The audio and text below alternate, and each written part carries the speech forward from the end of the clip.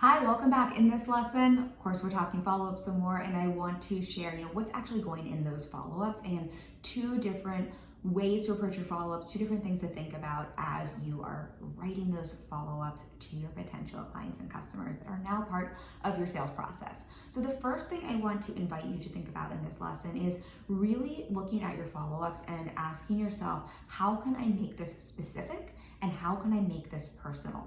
So when we're looking at sales, something to remember is specifics sell and personalized sells.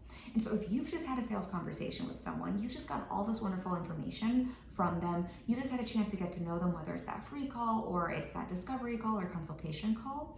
My invitation to you when you're starting to write these follow-ups, or if you're doing a follow-up video, as you're crafting these follow-ups, to really look at how can I make this as personal to the person I've just had this conversation with, and how can I make this as specific as possible to the problems they shared with me and to those results they really told me they want.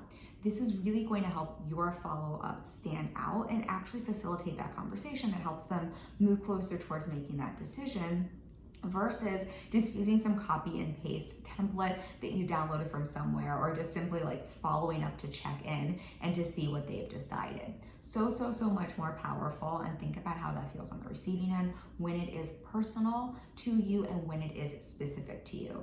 Something just an easy tip here that I like to remember with this in mind is just thinking about, did they share anything personal with me that really doesn't even have anything to do with necessarily exactly what you're offering, but just a personal human to human little tidbit that you can infuse into your follow-up to show them that you were listening, that you heard them, that you understand them. And then again, with those specifics, what did they specifically tell you? What are some of those specific words they used? How did they tell you about their problem? What's a phrase they used? What's a phrase they used for, the result they want? The same way on your sales conversations where we talked about mirroring back some of that language to your potential client or customer. I want to invite you to think about doing the same thing in your follow-up. That's going to help it be so much more specific and personal to them, which is going to help it convert at such a higher level. It's going to be received so differently. The other thing I want to invite you to think about, and this is another tip here with your follow-ups, is to really use your voice and your tone, particularly if you're a service-based entrepreneur, because that's what someone is hiring. They're not hiring professional you, they're hiring you. So again, particularly if you're a service-based entrepreneur, you're going to be interacting with someone if they hire you for your services. It's especially important that you bring in your voice, your flavor to these follow-ups.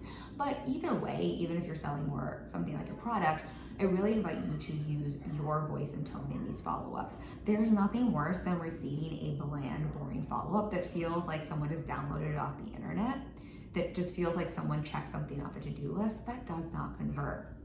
It is when they hear your tone, when they hear your secret sauce, when they hear your voice, that's really what helps someone connect to that follow-up and, go through that decision-making process, feel like they know, like, and trust you more, and feel compelled to buy.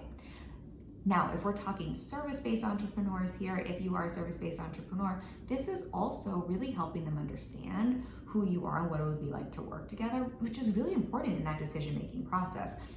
And so what we don't want here is a disconnect from, we just had a sales conversation, we just had a free call where you showed up as one person and you were funny, or you were light, or you were really emotional, and then on your follow-up, suddenly you're a completely different person and you're very buttoned up and professional sounding. There's going to be a disconnect there, which is going to cause a little bit of distrust on the client buyer side. So really important to have that congruency from who were you on that sales conversation? Who were you on that webinar? Who were you when you were showing up and really talking about your product and service? And how can you bring that tone, that voice into your follow-up? Full permission here. I'm going to use an example. I had a client I worked with years ago who I adore, and in our conversation, in our sales call, she had talked about how much she wanted to be a badass and really step into being a badass. And so when I sent her follow-up, I made it really personal. I used my voice, I used her voice, I got specific. And the way we had been talking about this was, I was like, you are so ready to be a badass. And so in the subject line of her follow-up, I quite literally said, you are a badass. Are you ready? Something like, are you ready to move forward? Or like, let's do this. And that was really specific to her. That was also using my voice and tone. And of course, course, we then, had a few emails and she worked with me.